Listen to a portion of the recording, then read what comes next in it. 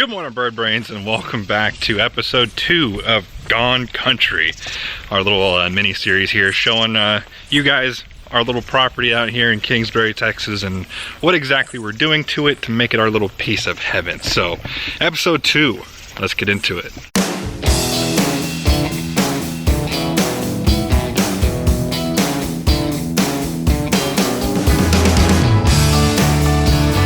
You might be asking yourself what we're going to call this property, because we name everything around here for some reason, and we actually have thought of a name. We are going to be calling this piece of property the Moonrise Manor. Moonrise because our daughter's name is Luna, and this is where she's going to be raised, so Moonrise, kind of a little play on words, and Manor because it sounds super fancy, but obviously it's just a piece of property with 2 trailer homes on it. So we're going to come into the garage real quick, because this is what I do pretty much. Oh, let the lighting adjust, and there it is. This is pretty much what I do every single day on the weekends, all day, and then every day after work. I come out here I try to get at least 3 to 4 hours in of work every day, and I'm only taking a day off each week. So it has been hell on my body, but you know, after being in a back brace for 4 months, I kind of needed this. Because after that injury, I had no muscle, and everything was extremely heavy, and I got tired really fast, and now I only get tired kind of fast. But here, a quick look around the garage. A lot more stuff has been put in it since the last time you guys saw it. Pretty much just the garage essentials and stuff were moved in, but now that you have some stuff in here to see, you kind of get a better idea of how big this place actually is. I mean, look, those are the two Harleys right there, and they just look like another piece of the puzzle. And I have a trailer in here, a dirt bike sitting here in its little slot, and then this thing right here is what we're going to be taking out today to show you guys the actual exterior of the property, because I noticed that I did a really good job, or at least, I mean, I pat myself on the back here. I thought I did a good job of showing you guys most of the buildings on the property, but I didn't really get to show you the extent of the property and the size of the property. So I'm going to be doing that today, as well as just kind of showing you guys the little updates that we've done so far and what I've been spending the majority of my time on, which is our trails. Let's go ahead and hop on the bob.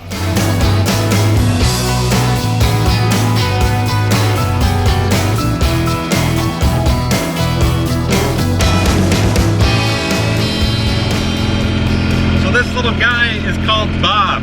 The reason we call him Bob is because my mom always messes up people's names when she first meets them, and she once called Team Bradley Bob, so my dad jokingly named it Bob, but it kind of just stuck. This was originally purchased by my dad for the races that we go to, so we have a thing to kind of ride around the pits in, but it's been called up to the big leagues and is now a workhorse for the property, at least for the time being. I'm sure once we get most of things settled down and race season starts back up, we will be able to kind of get it back out to the races and maybe not use and abuse it so much. But it's a little workhorse, man. This thing will go anywhere. Also, I'm sorry for the lighting. It's very bright out here. But here is kind of one of the corners of the property. So this road back here is our south border of our property. There are 3 other houses off of this road. One's right across the street back here, probably about 100 yards or so. The other house is way back off there, and I don't even know where this house is. So no neighbors really anywhere close. But here's one of the property boundaries. I'm only gonna be able to show you really 2 of them, maybe 3, and possibly.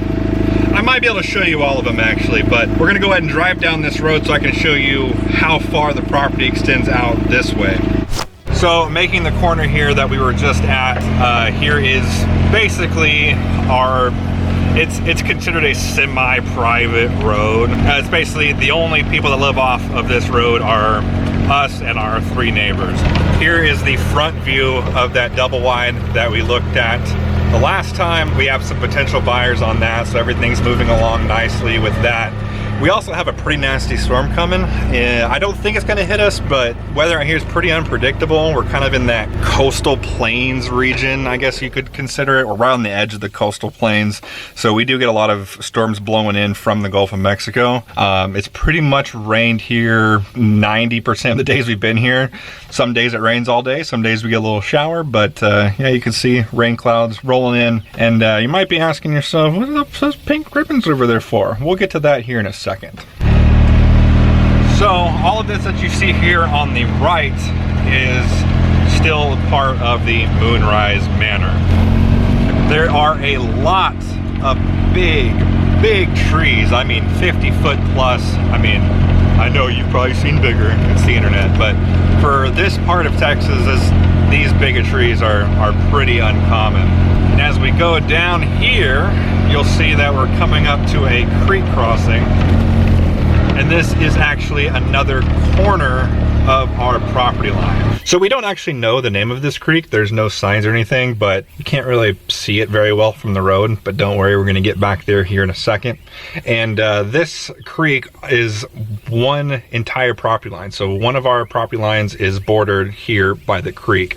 It's a dry creek. It's not constantly running, but it does have some areas of standing water, and it does run, from what we've talked to neighbors, about half a dozen times a year for a day or two. And they do say that this flood crossing, it actually doesn't look that bad on camera, but from here to there, it's a pretty steep incline. I mean, regular passenger cars can make it, but it's right on the edge of being a little too steep for most cars to be able to go up easily. But we drive SUVs and trucks, so getting a motorcycle up and down, that's not going to be any issue either. If you guys saw my Terlingua video, you'll know that this is nothing for a Harley. I mean, this is kind of what we were expecting when we showed up when they said dirt road.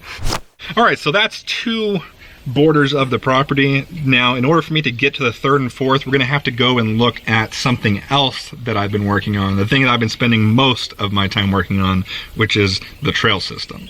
You know, Bob might be able to go most places, but he's got the turning radius of a goddamn Mack truck. Oh, and no power steering to boot, so.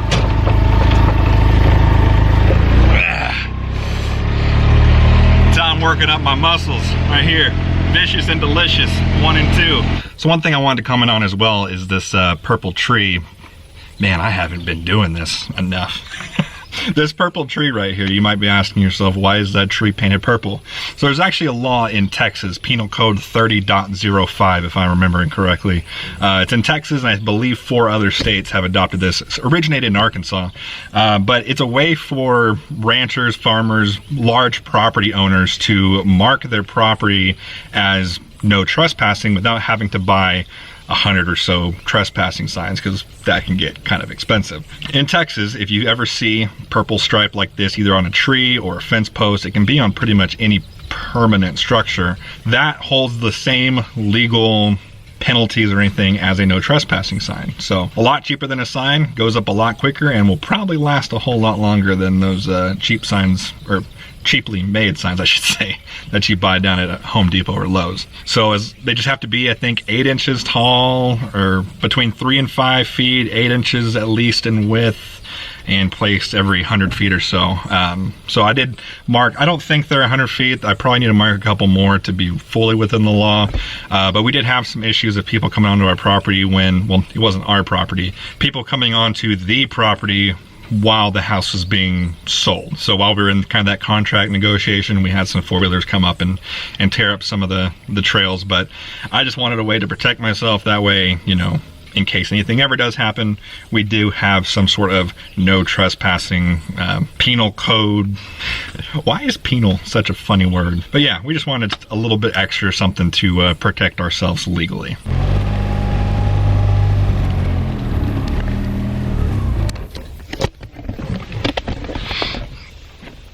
Alright guys, so here we are at the start of the trail system. Now, I'm not going to be able to look at the camera very much because I've killed 3 copperheads while cutting these trails in 2 weeks. So there's a lot of them out here. We're right alongside that creek, and of course, no one's really been here for a long time. So it makes sense that the wildlife has kind of started to come back and reclaim the area.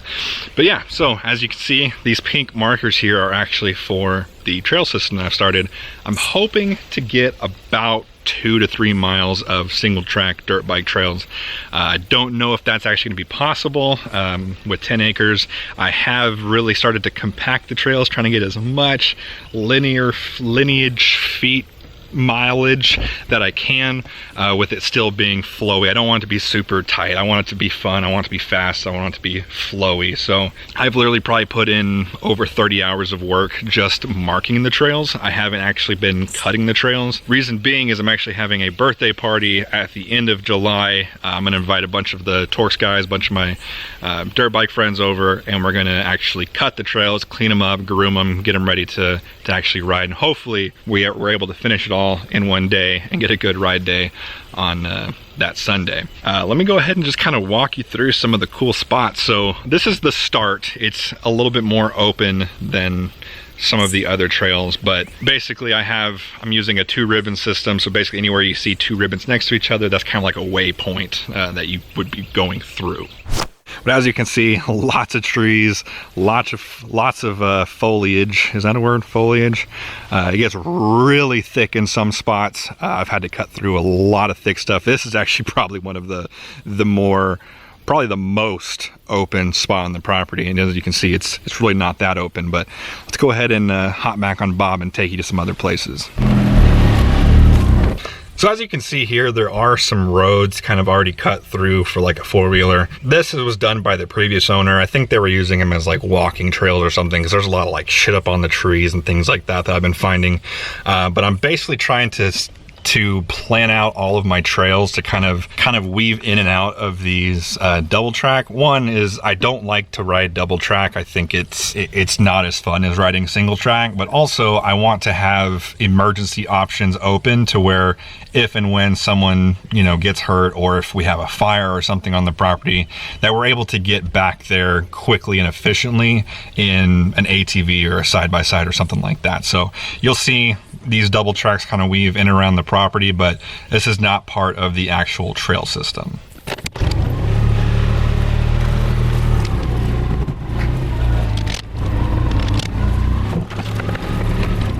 So I'm actually gonna hop off of Bob here real quick to kind of show you, this is one of my favorite parts of the property. Once again, mostly done by the previous owner, but kind of to show you some elevation. This property does have a little bit of elevation on it, not a ton, but you can kind of see little dips here and there. This is what I'm gonna be calling the boneyard. Reason being is that the previous owners have just a tiny little bone collection here. See here with a couple of skulls here on the tree. But you know how a lot of places will have like a wall or something that you can sign or put your picture up and put the name and date? I want this to be that for the property. But the caveat is that you have to find a bone in order to do it. Because bones are plentiful out here, guys. I have found quite a few, like this. Don't know what this is. Someone who knows about bones, tell me what it is. But basically the plan is to find a bone, take a Sharpie, write your name and the date that you were here, and then pin it on the bone tree inside the boneyard. And that way, that'll be like your little signature on the property. I'm hoping to get most of the guys out that come and help out with the property to get their names up on the bone tree. I think that'd be really cool and a really cool piece. It's a really kind of the central part of the trail system as well. I didn't design it that way, but it's just kind of central to the property. So there's already, I'm probably about 70% done with marking the trails, and there's probably already about 3 or 4 times where it kind of comes in to this area. Maybe not specifically through the area, but I know I've got one that comes in right through there, cuts across, and then I've got a second one over here. You might be able to see the pink on video, or the orange actually over here on video. But I'm planning on coming through at least 2 more times just based off of my plan in my head.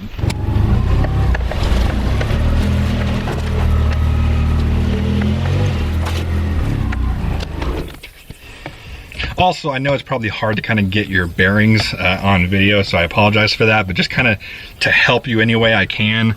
The boneyard's back over here, and this is the backyard to the original single wide. That's the back porch right there to the single wide that we're staying in right now. So hopefully that maybe gets your orientation better. I don't know, let's keep going.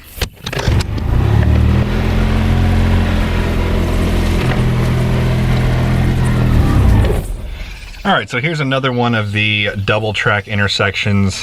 This is coming back from the boneyard in that direction. This direction is gonna take us down to the creek, which we'll go here in a second. And this one, we're gonna go up now. This is actually gonna take us back to that very first road that we were at.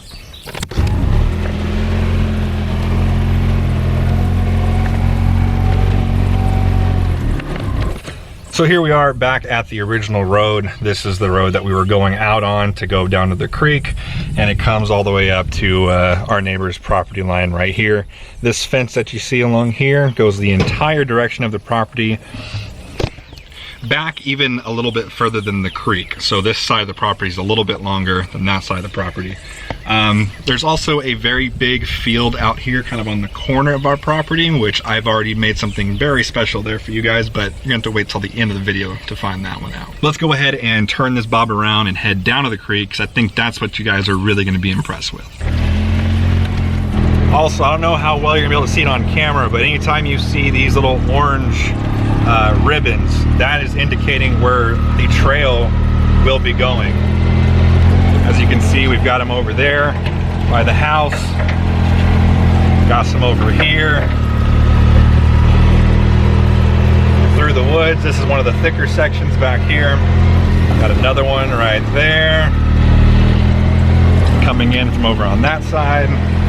We've got one right here, another one right here, and I don't know how, oh yeah, you can see it on camera, this creepy little bear thing on the tree.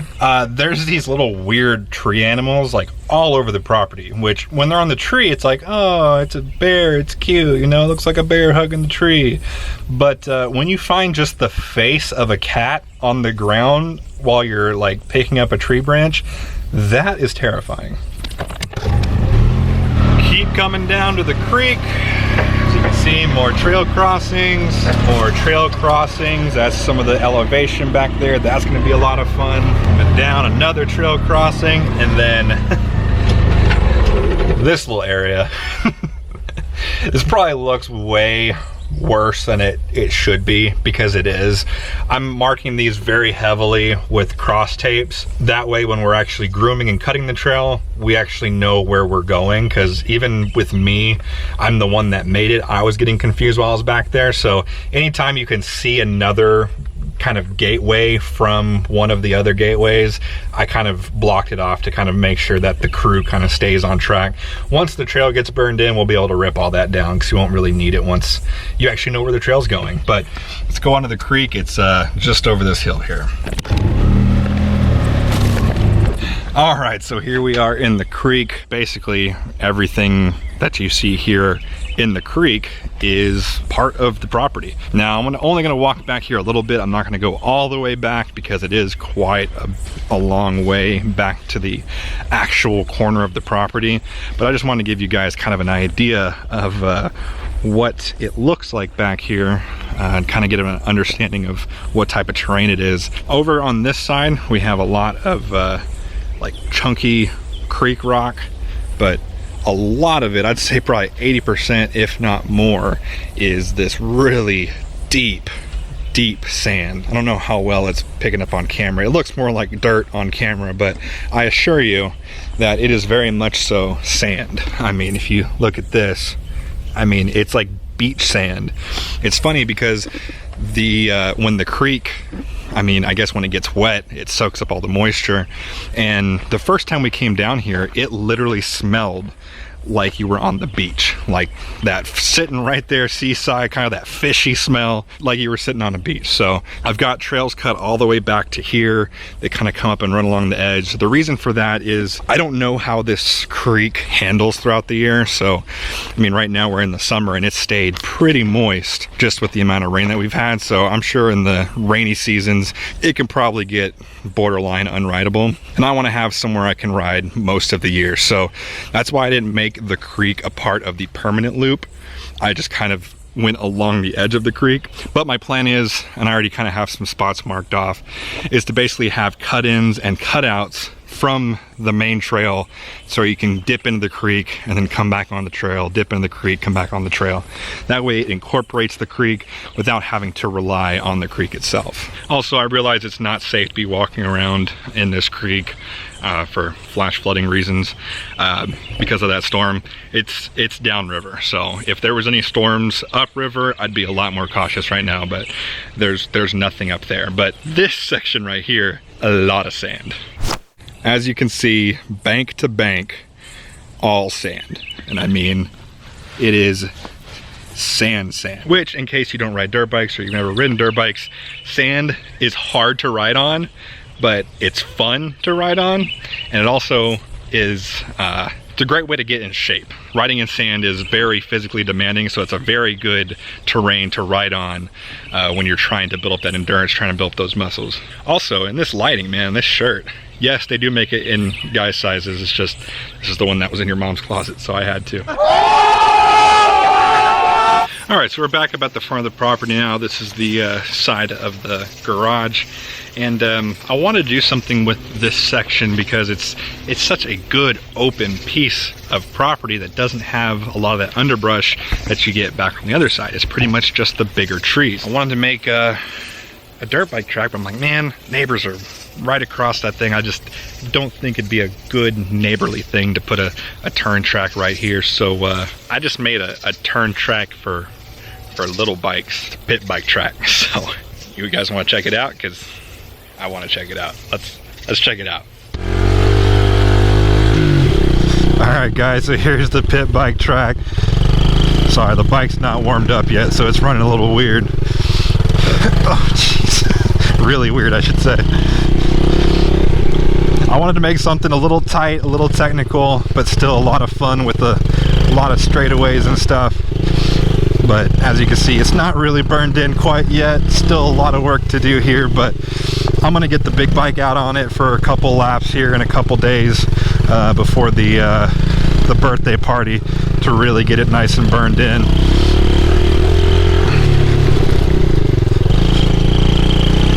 But it's got a lot of sweepers, a lot of hairpins,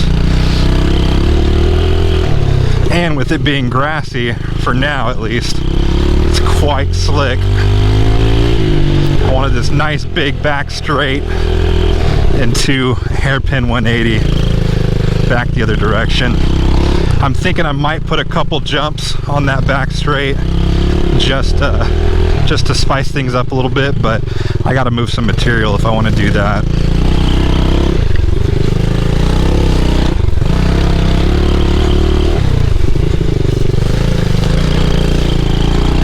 Still got to get some of these branches and stuff cleaned up too. It's a little too much for pit bikes. But yeah, you can tell just with this couple laps on the mini bike how much it starts to burn in. I mean, look at this turn right here. I mean, probably 2 or 3 laps on the big bike, and this thing's going to be a completely different monster. The ground right here is really soft. It's not really hard packed, so it's going to dig in nice and deep. And there you have it, guys. The pit bike track here at Moonrise Manor. Well, there you have it, guys, a full tour of the Moonrise Manor. Hopefully you guys are liking this series. I got a lot of good feedback on the last one.